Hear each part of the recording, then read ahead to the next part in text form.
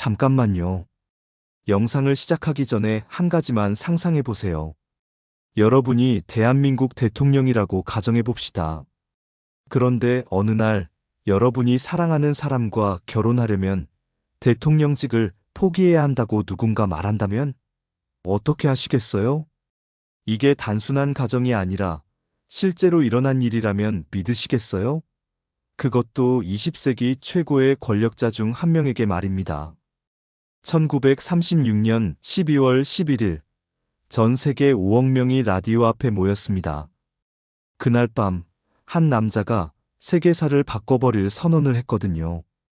그 남자는 바로 영국 국왕 에드워드 8세였습니다. 나는 사랑하는 여인 없이는 왕으로 살 수 없다.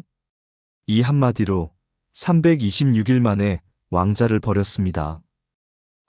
그런데 여기서 정말 충격적인 건 따로 있어요. 그 여인이 누구였는지 아시나요? 공주도 아니고 귀족도 아니고 그냥 평범한 미국 여성이었어요. 그것도 이혼을 2번이나 한. 왜 에드워드 8세는 전 세계가 반대하는데도 그녀를 선택했을까요? 도대체 월리스 심프슨이라는 여자에게 무슨 특별한 매력이 있었던 걸까요? 더 궁금한 건 정말 사랑 때문이었을까요? 혹시 우리가 모르는 다른 이유가 있었던 건 아닐까요? 오늘 이 모든 진실을 파헤쳐 보겠습니다. 그런데 잠깐, 그 전에 하나만 더. 에드워드가 왕위를 포기하지 않았다면 지금 영국 왕실은 완전히 달라졌을 거예요.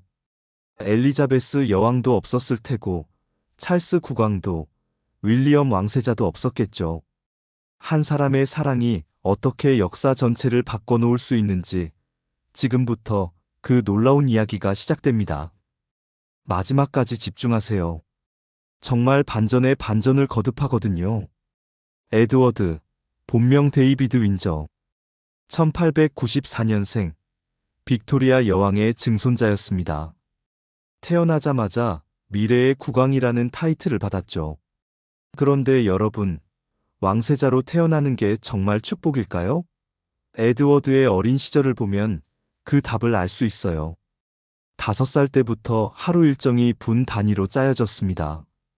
아침 6시 기상, 7시 체조, 8시 아침 식사, 9시부터 오후 5시까지 각종 교육. 친구들과 자유롭게 놀 시간은 거의 없었어요. 왕실 교사들이 24시간 감시했거든요.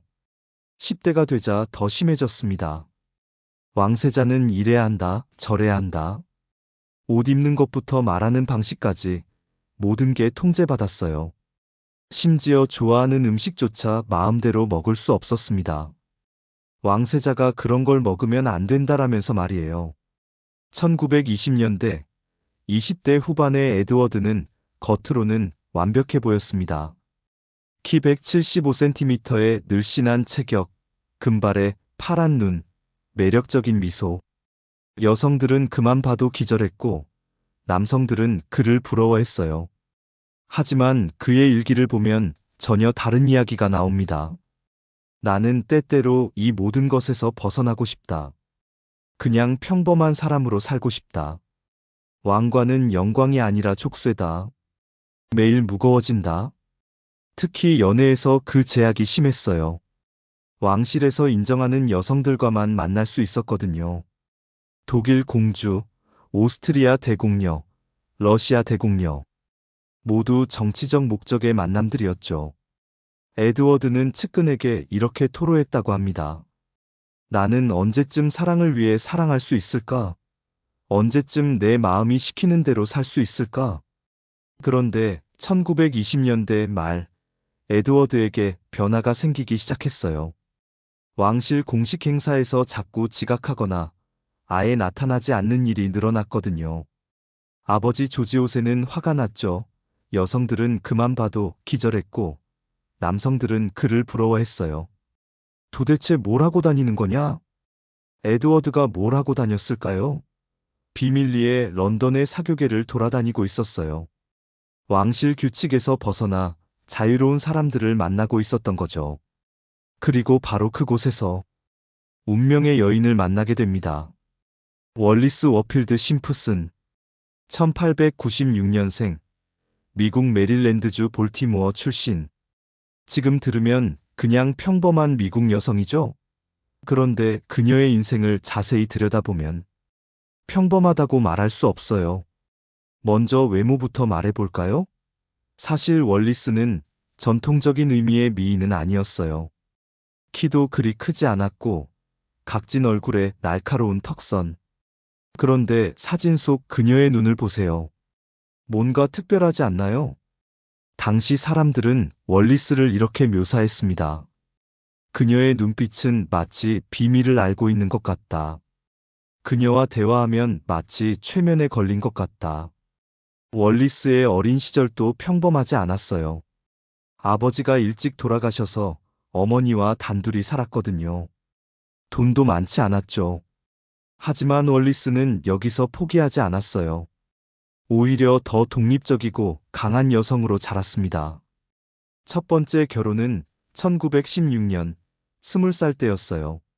상대는 미 해군 장교 얼윈필드 스펜서. 그런데 이 결혼이 순탄하지 않았어요. 남편이 알코올 중독자였거든요. 월리스는 8년을 참다가 1927년 이혼했습니다. 그리고 1928년 두 번째 남편 어니스트 심프슨을 만나죠. 영국계 미국인 사업가였어요. 이 결혼으로 월리스는 런던으로 이주하게 됩니다. 그리고 바로 여기서 운명이 기다리고 있었던 거죠. 1931년 한 친구의 소개로 월리스는 사교계 파티에 참석했어요. 그런데 그날 파티에 특별한 손님이 있었습니다. 바로 에드워드 왕세자였죠. 첫 만남이 어땠는지 아세요? 정말 드라마틱했어요. 다른 여성들은 에드워드를 보자마자 왕세자 전하라고 부르며 고개를 숙였는데 월리스만 유일하게 그냥 안녕하세요라고 인사했거든요. 더 놀라운 건 그 다음이었어요. 에드워드가 뭔가 공손한 말을 하자 월리스가 이렇게 답했다는 거예요. 왕세자님, 솔직히 말씀드리면 오늘 파티 음식이 좀 짜지 않나요? 모두가 깜짝 놀랐죠. 왕세자에게 그런 식으로 말하는 사람은 처음 봤거든요. 그런데 에드워드의 반응이 더 놀라웠어요. 웃으면서 정말 그런 것 같네요. 당신 말이 맞습니다라고 답한 거예요. 그날부터 에드워드는 월리스를 잊을 수 없었습니다. 왜일까요? 월리스는 에드워드를 왕세자로 보지 않았어요. 그냥 한 남자로 봤거든요. 지금까지 만난 모든 여성들이 그의 지위에 관심을 가졌다면 월리스는 오히려 그 지위를 무시했어요. 심지어 가끔은 에드워드를 놀리기도 했고요. 당신은 참 재미없는 사람이에요. 항상 예의 바르고 점잖고 가끔은 좀 더 인간다워 보세요. 월리스가 에드워드에게 한 말이에요. 이 말을 들은 에드워드는 어떤 기분이었을까요? 아마 충격이었을 거예요. 그런데 동시에 해방감을 느꼈을 수도 있어요. 평생 처음으로 진짜 자신을 보여줄 수 있는 사람을 만난 거니까요. 두 사람은 자주 만나기 시작했어요. 처음에는 그룹으로, 나중에는 둘이서만. 에드워드는 월리스에게 점점 빠져들었고, 월리스도. 글쎄요, 그녀의 진짜 속마음은 아직도 미스터리예요. 1934년경부터 에드워드와 월리스의 관계는 본격적인 연인으로 발전했습니다. 하지만 여기서 문제가 생겼어요. 월리스는 여전히 기운 여성이었거든요. 에드워드는 대담한 행동을 시작했어요. 공개적으로 월리스와 함께 다니기 시작한 거죠. 왕실 행사에 월리스를 동반했고, 심지어 유럽 여행까지 함께 갔어요. 언론들이 술렁이기 시작했죠. 왕세자가 기운 여성과 공개 연애? 하지만 영국 언론은 왕실의 압력으로 보도를 자제했어요. 반면 미국과 유럽 언론들은 연일 특종을 터뜨렸죠. 그런데 정말 충격적인 사실을 알려드릴게요. 사실 에드워드가 월리스에게 빠진 이유는 단순한 사랑만이 아니었을 수도 있어요. 당시 영국 비밀 문서들을 보면 놀라운 내용이 나와요. 에드워드는 어릴 때부터 왕이 되는 걸 극도로 싫어했다는 거예요. 왕실 의무, 공식 행사, 정치적 제약. 모든 게 그에게는 감옥이었죠. 그런 에드워드에게 월리스는 완벽한 핑계였을 수도 있어요. 사랑 때문에 왕위를 포기한다라고 하면 명분이 있잖아요. 만약 그냥 왕하기 싫어서 그만둔다라고 했다면 어땠을까요? 완전 비난받았겠죠. 하지만 진짜 사랑이었다는 증거들도 있어요. 에드워드가 월리스에게 보낸 편지들을 보면 정말 절절해요. 당신 없는 하루도 살 수 없다. 당신이 내 세상의 전부다 같은 표현들이 가득해요. 1935년 월리스는 드디어 두 번째 남편과 이혼 수속을 밟기 시작했어요. 에드워드가 뒤에서 모든 걸 도왔죠. 변호사비, 생활비, 모든 걸 지원했어요. 그런데 이때 영국 왕실과 정부가 본격적으로 개입하기 시작했습니다. 먼저 에드워드의 아버지 조지 5세가 직접 나섰어요. 그 여자와의 관계를 즉시 정리해라. 왕실의 체면이 말이 아니다.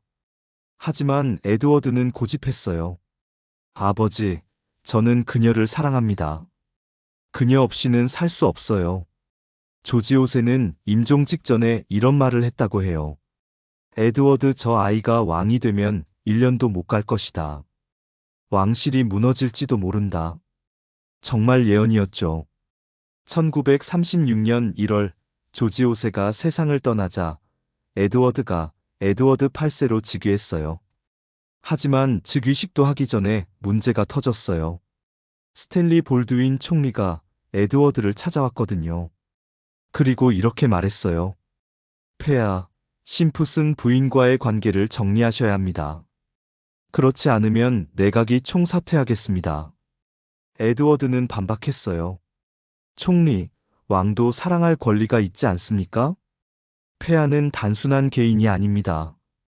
영국의 상징이시고 영연방의 수장이시며 영국 국교회의 우두머리이십니다. 이혼녀와의 결혼은 절대 불가능합니다. 협상이 계속됐어요. 그럼 결혼은 하지 않고 그냥 연인으로만 지내면 안 되나요? 그것도 안 됩니다. 그럼 월리스를 정식 왕비로 인정하지 않는 조건으로 결혼하면요? 그것도 불가능합니다. 모든 문이 닫혔어요. 에드워드 앞에는 두 개의 선택지만 남았습니다. 월리스를 포기하고 왕으로 살거나, 왕위를 포기하고 월리스와 살거나. 그리고 1936년 12월 에드워드는 마침내 결정을 내렸습니다. 1936년 12월 11일 밤 10시 전 세계 5억 명이 라디오 앞에 모였습니다. 영국에서는 모든 가게와 공장이 문을 닫았고 미국에서는 모든 방송이 중단됐어요. 에드워드 8세가 직접 국민들에게 말하겠다고 발표했거든요. 사람들은 이렇게 생각했어요.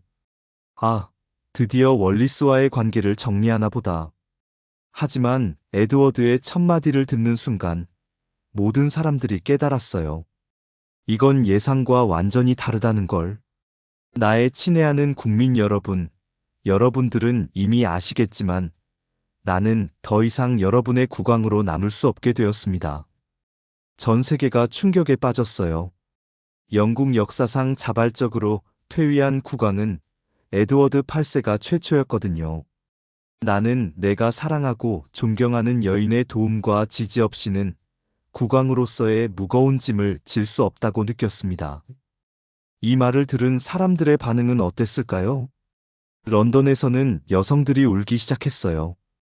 우리의 젊은 국왕이. 반면 교회 지도자들은 안도했죠. 다행히 왕실의 권위를 지켰다. 미국에서는 완전히 다른 반응이었어요. 와, 진짜 로맨틱하다. 사랑을 위해 왕관을 버리다니. 하지만 가장 복잡한 심정이었던 사람은 따로 있었어요. 바로 에드워드의 동생 알버트, 훗날 조지 6세가 될 사람이었죠. 알버트는 평생 형의 그림자에서 살았어요. 말을 더듬는 것도 콤플렉스였고 공개 석상에 나서는 것도 극도로 싫어했어요. 그런데 갑자기 왕이 되어야 한다니? 에드워드의 라디오 연설이 끝난 후 알버트는 형을 찾아가서 이렇게 말했다고 해요. 형, 정말 후회 안 해? 에드워드의 대답은 동생아, 나는 처음으로 자유로워졌다. 그런데 여기서 하나 더. 에드워드의 퇴위로 가장 큰 영향을 받은 사람이 누군지 아세요? 바로 10살 된 엘리자베스 공주였어요. 삼촌 에드워드가 퇴위하는 바람에 갑자기 아버지가 왕이 되었거든요. 그리고 엘리자베스는 왕위 계승 1순위가 되었죠. 만약 에드워드가 퇴위하지 않았다면 엘리자베스는 평생 공주로만 살았을 거예요. 70년간 영국을 이끈 엘리자베스 2세도 없었겠죠. 한 사람의 사랑이 어떻게 역사를 바꿔놓는지 보여주는 완벽한 사례예요. 퇴위 후 에드워드는 윈저 공작이라는 자기만 받고 영국을 떠났습니다. 목적지는 프랑스. 그리고 1937년 6월 3일 드디어 월리스와 결혼했어요. 결혼식 사진을 보면 두 사람이 정말 행복해 보여요. 하지만 그 이면을 들여다보면 생각보다 복잡했어요. 먼저 경제적 문제부터 시작됐어요. 에드워드는 왕실에서 나오면서 상당한 재산을 받긴 했지만 왕으로 살 때보다는 훨씬 줄어든 액수였거든요. 게다가 월리스는 사치스러운 생활을 좋아했어요. 파리의 최고급 호텔에서 살면서 매일 파티를 열고 비싼 보석과 옷을 사들였죠. 에드워드는 가끔 이런 말을 했다고 해요. 내가 왕관을 버리고 얻은 게 이런 생활인가? 더 큰 문제는 사회적 고립이었어요. 영국 왕실은 여전히 두 사람을 인정하지 않았어요. 왕실 행사에는 절대 초대되지 않았고, 심지어 에드워드의 어머니 메리왕 데비도 며느리 월리스를 만나주지 않았어요. 유럽 왕실들도 마찬가지였어요. 그들은 더 이상 왕족이 아니다라는 입장이었죠. 그래서 에드워드 부부는 주로 미국 부유층들이나 만날 수 있었어요. 월리스는 이런 상황을 어떻게 받아들였을까요? 겉으로는 당당해 보였지만 친구들에게는 이런 말을 했다고 해요. 때때로 이 모든 게 내 잘못인 것 같아서 괴롭다. 하지만 정말 흥미로운 건 에드워드의 변화였어요. 왕일 때보다 훨씬 자유로워 보였거든요. 좋아하는 음악을 듣고 원하는 책을 읽고 취미 생활도 할 수 있었어요. 특히 정원 가꾸기에 푹 빠졌다고 해요. 내가 평생 하고 싶었던 게 바로 이거였다라고 말하면서 매일 정원에서 시간을 보냈어요. 1940년대에는 바하마 총독으로 임명되기도 했어요. 영국 정부에서 그래도 뭔가 일은 해야 하지 않겠나라고 생각한 거죠. 에드워드는 이 일에 의외로 성실했어요. 하지만 2차 대전 중에는 좀 논란이 있었어요. 에드워드가 나치 독일과 너무 친밀하다는 의혹이 제기됐거든요. 실제로 히틀러를 만나기도 했고요. 물론 본인은 정치적 의도는 없었다라고 해명했지만 전쟁이 끝난 후에는 파리로 돌아와서 조용히 살았어요. 두 사람의 일상은 어땠을까요?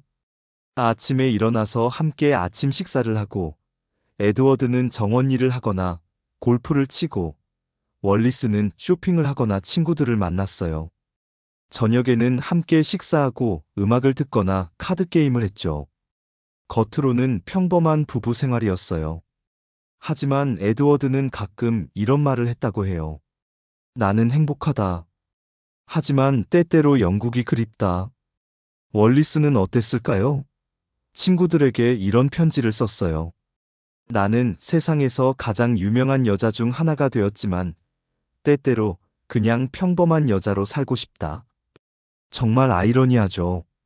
에드워드는 평범해지고 싶어서 왕을 그만뒀는데 결국 평범해질 수 없었어요. 월리스는 특별해지고 싶어서 에드워드와 사랑했는데 결국 너무 특별해져서 괴로웠던 거예요. 1970년대에 들어서면서 에드워드는 건강이 나빠지기 시작했어요. 목 부분에 암이 생겼거든요. 그러면서 점점 과거를 회상하기 시작했어요. 1970년 에드워드가 76세가 되었을 때 정말 충격적인 일이 일어났어요. 40년 만에 처음으로 영국을 방문하게 된 거예요. 조카인 엘리자베스 2세가 초청한 거였죠. 그때 에드워드와 여왕의 만남이 어땠는지 아세요? 정말 감동적이었어요. 에드워드는 여왕 앞에서 무릎을 꿇고 인사했고, 여왕은 삼촌, 일어나세요라고 말하며 그를 일으켜 세웠다고 해요. 그런데 이때 에드워드가 버킹엄 궁전을 둘러보면서 한 말이 정말 인상적이었어요. 이 모든 게 내 것이었을 수도 있었구나. 그리고 잠시 후에 덧붙였죠. 하지만 나는 후회하지 않는다. 정말일까요? 사실 에드워드의 진짜 속마음은 더 복잡했어요. 1971년 출간된 그의 회고록 왕관을 벗은 왕의 이야기를 보면 정말 솔직한 고백들이 나와요. 나는 왕이 되기 위해 태어났지만 왕으로 살기 위해 태어나지는 않았다. 월리스를 만나지 않았다면 나는 아마 역사상 최악의 왕 중 하나가 되었을 것이다. 그런데 가장 놀라운 고백은 이거였어요. 때때로 나는 월리스가 나를 사랑했는지 아니면 내가 왕이었기 때문에 나와 있었던 건지 확신할 수 없다. 이 말을 들은 월리스의 반응은 어땠을까요? 친구들에게 이렇게 말했다고 해요. 그 사람은 아직도 모르는군. 내가 그를 사랑한 건 왕이어서가 아니라 그 누구보다 솔직하고 진실했기 때문이었다는 걸. 1972년 5월 28일 에드워드가 77세의 나이로 세상을 떠났어요. 마지막 순간까지 월리스가 곁을 지켰죠. 에드워드의 마지막 말이 뭔지 아세요? 월리스. 장례식은 영국에서 치러졌어요. 40년 만에 고국으로 돌아온 마지막 여행이었죠. 월리스는 장례식 내내 눈물을 흘리지 않았어요. 하지만 관이 땅에 내려질 때 그녀가 한 말이 사람들 가슴을 울렸어요. 이제 당신은 자유로워졌어요. 월리스는 에드워드가 죽은 후 14년을 더 살았어요. 그런데 말년의 월리스는 정말 쓸쓸했어요. 치매에 걸려서 에드워드의 기억조차 잃어갔거든요. 1986년 4월 24일 월리스도 세상을 떠났어요. 89세였죠. 그녀의 마지막 말씀이 뭔지 아세요? 데이비드를 만나러 가는 거구나. 데이비드는 에드워드의 본명이었어요. 두 사람은 지금 영국 왕실 묘지에 나란히 잠들어 있어요. 무덤에는 이렇게 적혀 있어요. 사랑으로 하나가 된 영혼들. 그런데 정말 흥미로운 건 에드워드가 죽기 직전에 한 마지막 인터뷰였어요. 기자가 후회는 없으신가요? 라고 물었을 때 에드워드가 뭐라고 답했는지 아세요? 후회? 나는 두 번의 인생을 살았다. 하나는 왕으로서의 인생, 또 하나는 남자로서의 인생. 나는 남자로서의 인생을 택했고 그 선택을 후회하지 않는다. 하지만 진짜 에드워드의 마음을 보여주는 건 이 일화예요. 1970년대 초 에드워드가 병상에 누워있을 때였어요. 월리스가 그의 손을 잡고 있었죠. 그때 에드워드가 갑자기 이런 말을 했어요. 월리스, 만약 시간을 되돌릴 수 있다면 그래도 똑같은 선택을 할 것 같아. 월리스가 왜요? 라고 물었더니 에드워드가 미소를 지으며 답했어요. 왜냐하면 당신과 함께한 40년이 왕으로서의 1년보다 더 진짜 내 인생이었거든. 세월이 흘러 에드워드는 나이 들어 회고록에서 이렇게 고백했습니다. 나는 최고의 국왕은 되지 못했지만 행복한 남편은 될 수 있었다. 그의 마지막 순간까지 월리스는 곁을 지켰습니다. 그녀는 남편을 잃은 뒤에도 조용히 살았고 사람들은 여전히 그녀를 왕위를 흔든 여자라 불렀습니다. 하지만 정말 왕위를 흔든 건 월리스였을까요? 아니면 진정한 사랑을 찾고 싶었던 한 남자의 용기였을까요? 여러분, 지금까지 에드워드 8세와 월리스 심슨의 이야기를 들어보셨는데요. 어떠셨나요? 솔직히 말하면 이 이야기에는 정답이 없어요. 어떤 사람들은 말하죠. 에드워드는 무책임했다. 개인의 행복을 위해 국가를 버렸다고요. 또 어떤 사람들은 진정한 사랑을 선택한 용기 있는 결단이었다고 말해요. 둘 다 틀리지 않았어요. 생각해보세요. 만약 여러분이 에드워드의 자리에 있었다면 한쪽에는 수백만 국민의 기대와 천년 전통의 무게가 있고, 다른 한쪽에는 진심으로 사랑하는 단 한 사람이 있다면 쉬운 선택이 아니죠. 그런데 이 이야기에서 제가 가장 인상 깊었던 부분은 이거예요. 에드워드는 후회하지 않았다는 거죠. 40년이 넘는 세월 동안 온갖 비난과 외로움 속에서도 자신의 선택을 후회하지 않았어요. 이건 진짜 대단한 거라고 생각해요. 자신의 선택에 끝까지 책임지고 산 거니까요. 월리스도 마찬가지예요. 전 세계의 비난을 받으면서도 에드워드 곁을 지켰어요. 그녀도 자신의 선택을 후회하지 않았죠. 결국 이 이야기의 진짜 교훈은 이런 게 아닐까요? 인생에서 가장 중요한 건 남들이 뭐라고 하든 자신이 진정으로 원하는 걸 선택하고 그 선택에 책임지는 것. 물론 쉽지 않아요. 특히 그 선택이 주변 사람들에게 상처를 주거나 기대를 저버리는 일이라면 더더욱 어렵죠. 하지만 에드워드와 월리스는 보여줬어요. 진정한 사랑이 있다면 그 어떤 어려움도 이겨낼 수 있다는 걸요. 마지막 질문 하나 드릴게요. 왕관과 사랑, 의무와 행복, 전통과 자유. 만약 여러분이 둘 중 하나만 선택해야 한다면 어떤 걸 택하시겠어요? 댓글로 여러분의 생각을 꼭 들려주세요. 정말 궁금해요. 그리고 이런 역사 속 사랑 이야기들이 더 듣고 싶으시다면 구독 버튼과 좋아요, 알림 설정까지 부탁드려요.